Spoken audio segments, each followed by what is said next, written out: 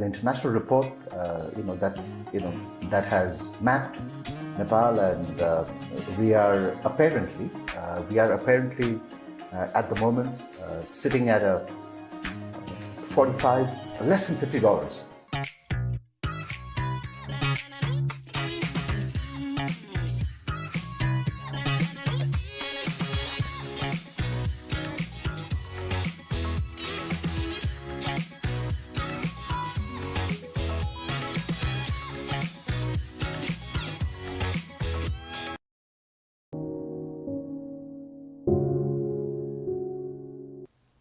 Hello and welcome to Nepal Traveler once again. Today we are with our guest, Mr. Subodh Thapa, who is a very experienced tourism entrepreneur. He has been in the tourism industry for many years. He is also the founder of BeanstalkAsia Nepal. BeanstalkAsia Nepal last year and once again is looking at organizing the Nepal Hospitality Conclave in association with the Hotel Association of Nepal. It's a major event that brings together the hospitality industry, suppliers, vendors, tourism experts to discuss what needs to be done for the tourism industry and the way ahead. Welcome to our show, Subodh. Thank you very much, Terence. It's a pleasure to see you again. Thank you. And thank you for the introduction. So, Subodh, we are gearing up for the second Nepal Hospitality Conclave. That's right. Would you like to share with us a little bit about the importance, the significance of this? The Nepal Hospitality Conclave started in 2022, as you mentioned. That was the first of its kind.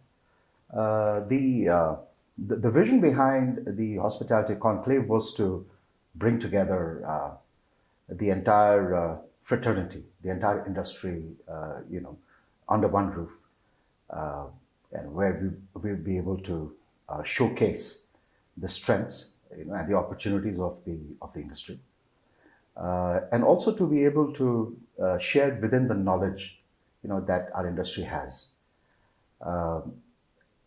Like the first one in 2022, there are three verticals on which the conclave works. We call it Know More, Meet More, and Show More. So the Know More would be the knowledge sessions. Meet More would be an opportunity to network, not only within our own industry, but also to be able to network with thought leaders, with stalwarts of the industry from within and also outside of Nepal. And Show More would be for our sponsors to showcase their products, their services. So that is the platform, and that is the vision behind the Nepal Hospitality Conclave. We have already finalized our dates for this edition.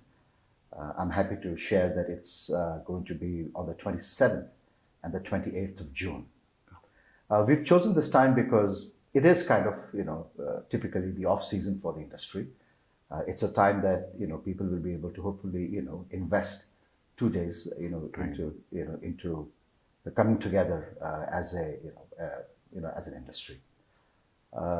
It is also an opportune time because Nepal has announced itself to be the tourism decade, 2023 until 2032, and primarily this time around, I think the focus is going to be what is hospitality.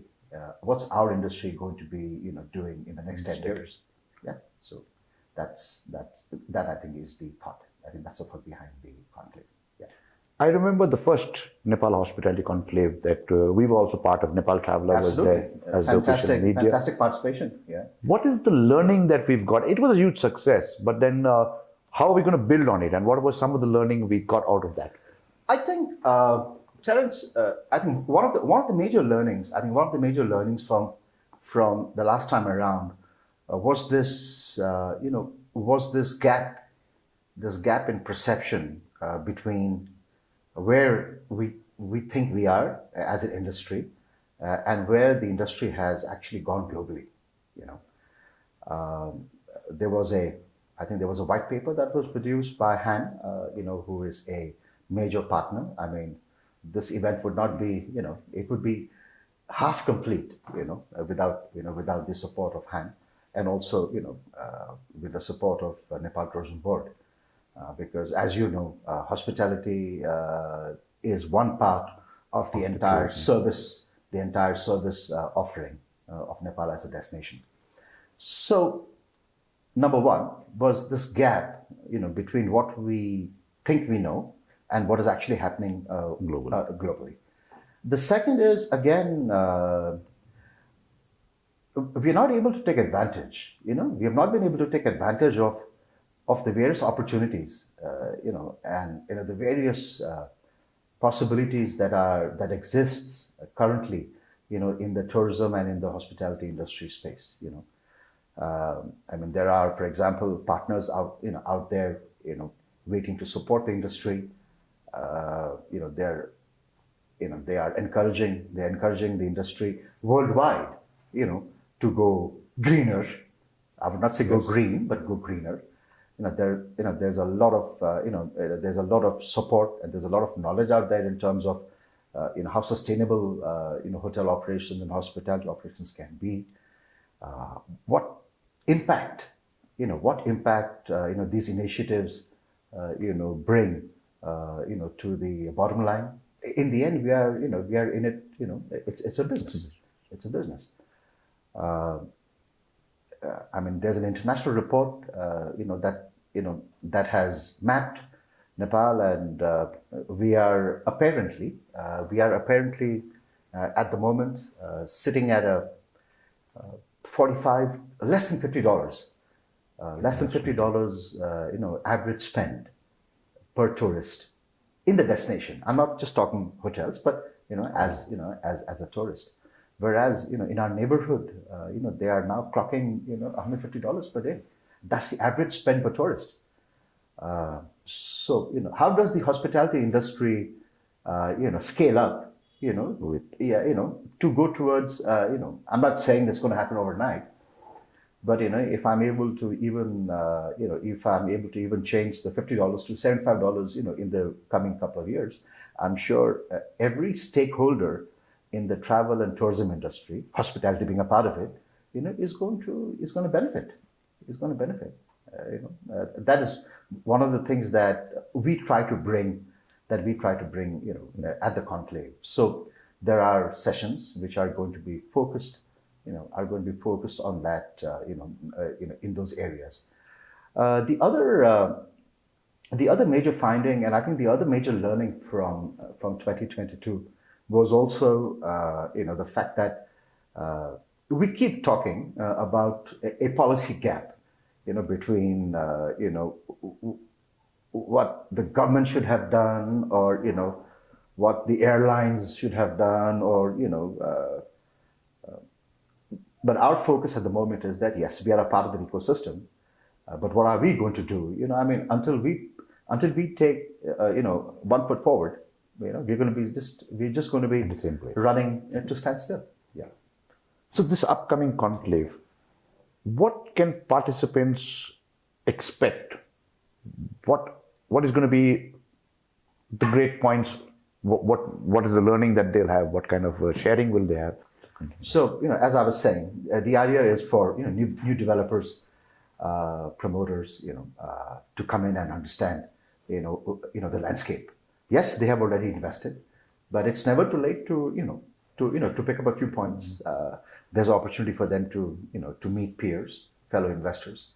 There's opportunity for them to meet, institutions that are interested in investing, into green finance, sustainable finances. That's very interesting. Senior management, of the business. Not everybody, works with an international brand. We have strong local brands. We have a lot of independently owned and managed hotels. Okay. So management teams, from those hotels are also able to learn from experts, again, share ideas. There's also going to be a lot of focus on technology.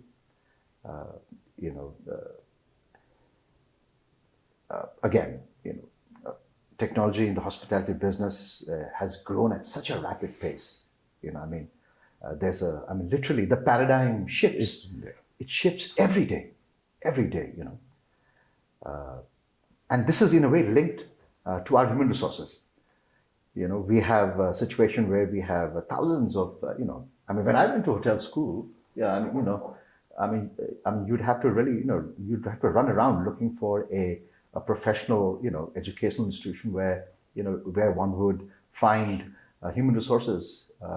I now believe that there are more than 65 professional, you know, hotel schools which are offering undergraduate studies. But where are these kids? They're all abroad. Where are these kids? Right? So you've got a human resource constraint. I can't stop a young person from leaving because, you know, everybody has a right to pursue his or her career.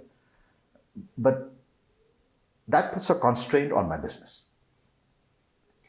And one way to mitigate that constraint is to adopt technology. Right?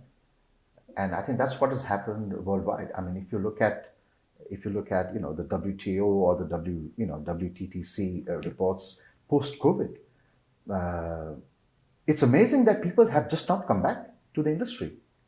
You know, people who are in the business, in the services industry, post-COVID, they just didn't come back. So, you know, the hotel business and the hotel industry, the hospitality industry, airlines and travel, everybody, you know, they're just moving rapidly towards technology. We are way behind. We are way, way behind. You also have the business of helping hotels with digitalizing their reservations, their marketing.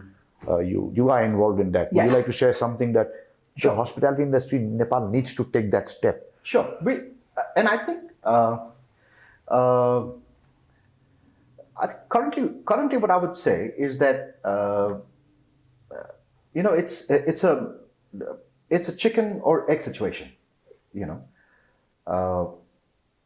know, we have studied the market, and what's happening right now with technology or the adoption of soft technologies by the industry is that so you are getting online bookings? Okay, I also want to get online bookings. Who do I go to? Oh, do you have a website? Okay, I also want a website, right? So do you have software in the hotel? Yes. Okay, I also want a software. But the idea is to understand the entire process. So you have technology which helps you with your day-to-day operations and with management, thereby reducing load on the already non-existing HR. And then you have technologies that help you engage with the client and also then help you upselling, and it helps you in, you know, increasing revenues. That's the entire idea. That's the goal, right? So if we are able to take a hotel or we're able to take a developer through that process, and if they are able to understand that there is a merit, there is an ROI, you know, and that's what we do. We do it through a company called BookingWiz. That's how we work people with, you know, client relationships, with loyalty, you know, by, you know, increasing revenues. And I think we are going to be using digital, you know, we are going to have sessions on digital marketing and also on, you know, on these technologies at the conclave. And we will have experts in the case of social media, in the case of digital marketing. We actually have a Google certified trainer who will be there.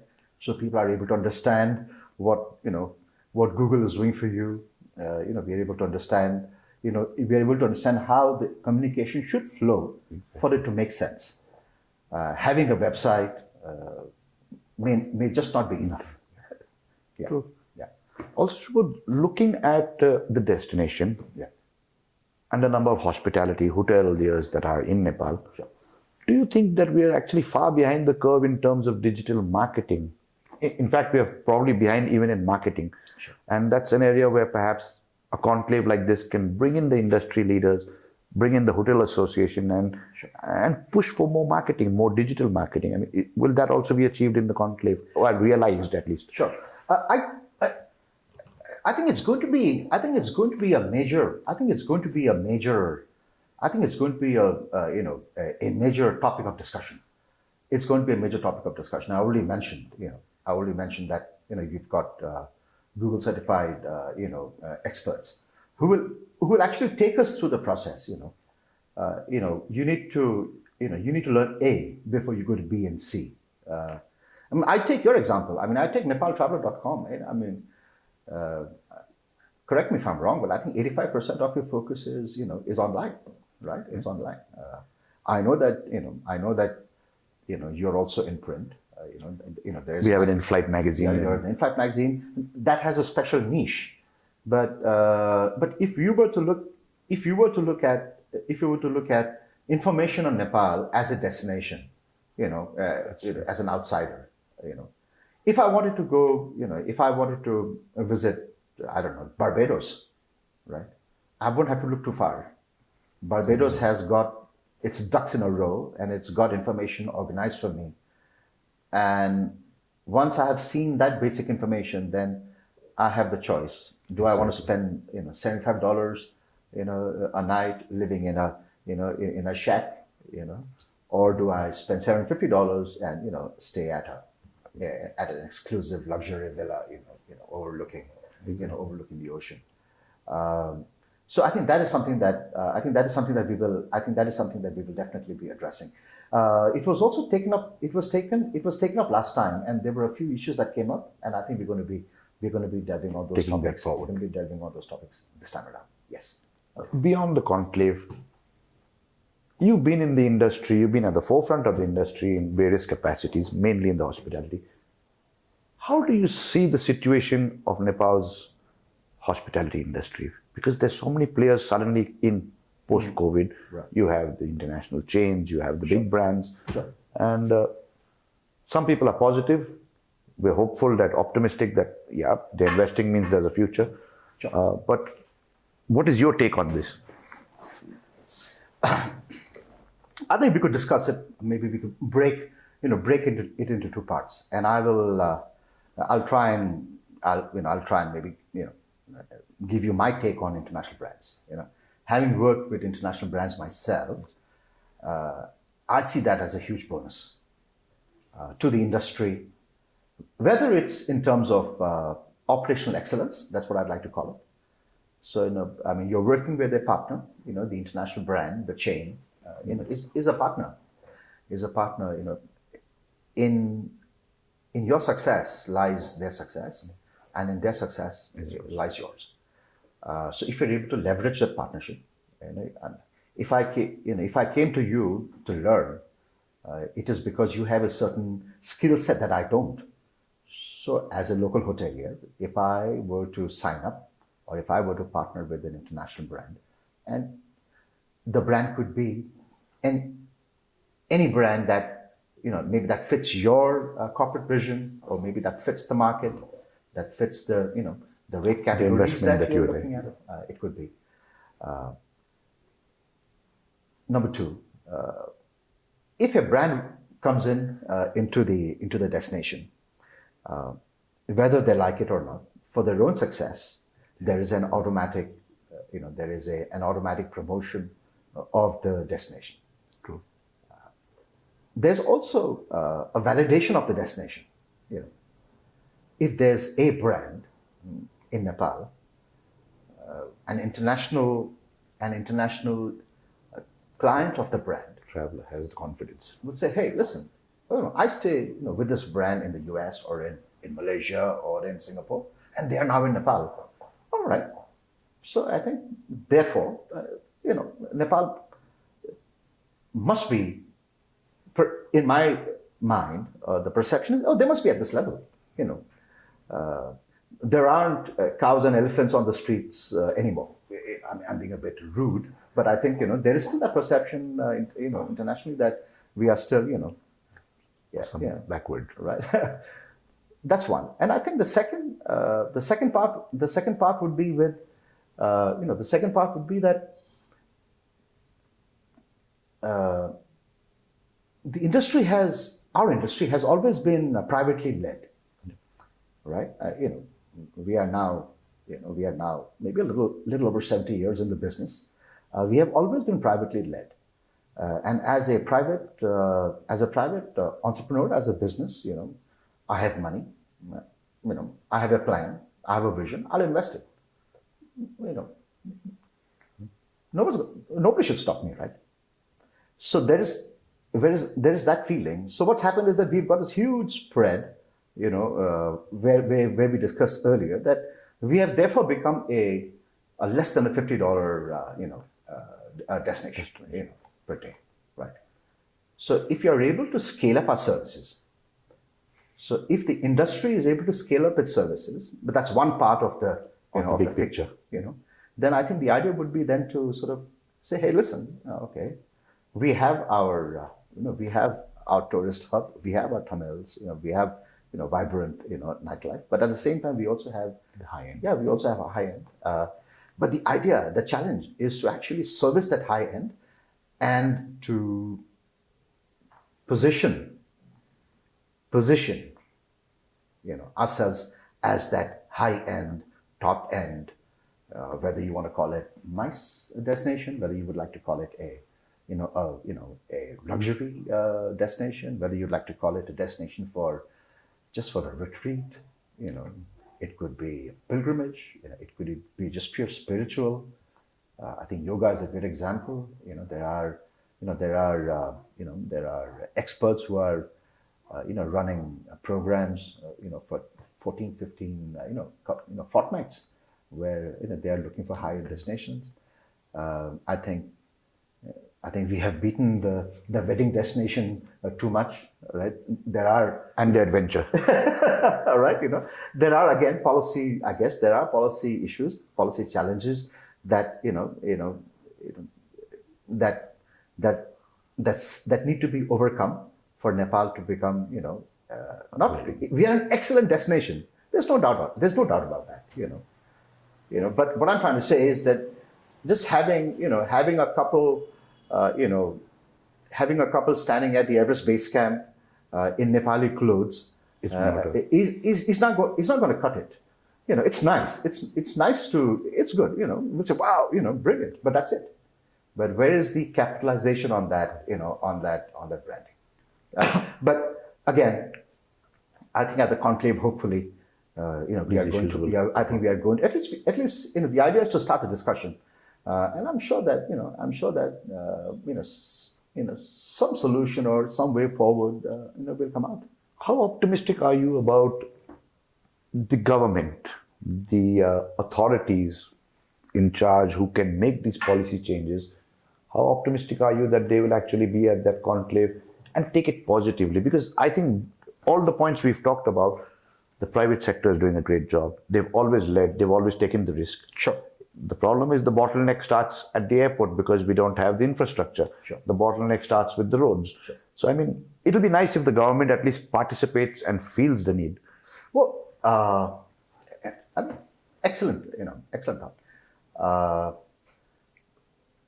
One of the prime objectives of the conclave is to bring all the stakeholders together, and the government perhaps is the government represents all of us, right? So they may be they are I think one of the most crucial stakeholders in this whole thing, and yes, we do intend to bring them on board. At the 2022 conclave, we had a session on policy constraint, Exactly. which I think which you also monitored, and I think it was fantastic. We had great participation from the government. I believe that some work has again gone forward, with Nepal Tourism Board and Han, on there's been good movement on the standardization of the hotel product. Yep. We will be revisiting that at this, at the conclave this time. And the idea is, as we mentioned earlier, whether it's a MICE destination or whether Nepal, what am I going to do about Nepal as a wedding destination? Where are the bottlenecks? I think where are the bottlenecks? What should the industry do as a whole? To move beyond those. And I think the industry also needs to take some steps. I'm not saying that we have not, but the idea is to say, hey, okay, let's all get together. I mean, it hurts everybody. It hurts everybody, and it benefits everybody. The idea is to move away from a $50 per day destination to anything beyond. Even if I can move, I as an industry Even if I can move the $50 to 55, that's a step forward. No, I think we all appreciate the steps you've taken for the conclave and the continuity. It's coming back this year. And I think we need to keep doing this because at least we're moving a little ahead. And that's important, that we don't stagnate. Yeah. Talking about the government's decade tourism promotion, the next decade, what are your thoughts on that, and what do you see that we could be doing? I think my information on this is as much as yours. But I think at least at the conclave, we have a session on this, and if nothing, we could actually come out with a way forward on behalf of the industry. Excellent. We've got good news. I think the last couple of weeks have been all good news. The Prime Minister was in Pokhara, and he declared Pokhara to be our tourism capital. I think 2 days ago, the government has declared Thamel and Darbargh to be open 24 hours. So I think these are all the right steps for the destination to become more vibrant. But in terms of the next 10 years, and 10 years is not a long time. It goes by, it goes by pretty quickly. So perhaps even before the conclave and during the conclave, the idea of the session is to spend time on it, and to get all the stakeholders, get their views and visions on this, and hopefully we can then present it, to Han and to Nepal Tourism Board and say, this is what the industry feels. Let's go forward. One other thing I think that is going to be very, very interesting for the decade ahead is the growth of the business, outside, outside our triangle, Yes. the Pokhara, Chitwan, and Kathmandu. There's a tremendous amount of growth in the business regionally. Especially with the provinces now. Absolutely, regional, right? I think that is one area. Our regional hotel stakeholders, I think they are the ones, who will be able to benefit from this in a really, really big way. Why reinvent the wheel? They could easily, interact here, learn from others' pains again, and also, gain from others' successes, because the investment outside our triangle is huge. There's a tremendous amount of development, and I think that is very, very positive. That's true. Yeah. So as a final question, what are your hopes for Nepal in the days ahead? I mean, you're more from the hospitality, but the airlines, the customs, the immigration, everything has to come together for the destination really to move ahead. The marketing, the tourism board, which is still lacking a CEO. What is your honest opinion on where we are heading and how do we get there? To my mind, tourism, and when I say tourism, I say hospitality, the entire services, the tourism industry as a whole, for us, it's still a livelihood industry. It's just a livelihood. It needs to move from being a livelihood industry to a revenue-generating industry. And I think when that sinks in, or I think when as a country, if we are able to take that into our policy, into our thought process, not even policy making, if we start thinking of this, if you move away from this, I'm drinking water because I need water to survive, that's a livelihood. But I need to move away from it being a livelihood industry to becoming a lifestyle industry, right? So I think once we move as a country, once that paradigm shift happens, I think that's when the immigration, the customs, and the airlines, and the 1-star and the 5-star hotels. I think that I think that's going to change. I mean, if you look at the neighborhood, and look at Malaysia, look at Indonesia, look at Thailand, they've all moved away, and they've put tourism not as a livelihood industry. It's become a lifestyle industry. It's an economic, big time economic activity, and in that process, I need to play my part. You need to play your part. The government needs to play its part, and I think all the stakeholders need to play its part. It's something that I think we will also be taking it up, in the regional hotels and resorts, part of the session. It's a thought. It's a thought. We've invited several international partners who will be at the session talking about international success stories. How do we move the dial, basically. So I think that's the plan.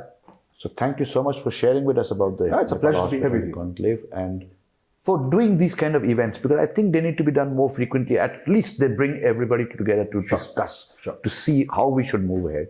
And then slowly, I guess, we'll move ahead. Thank you so much, Subodh, for taking the time. Thank you very much. It's a pleasure.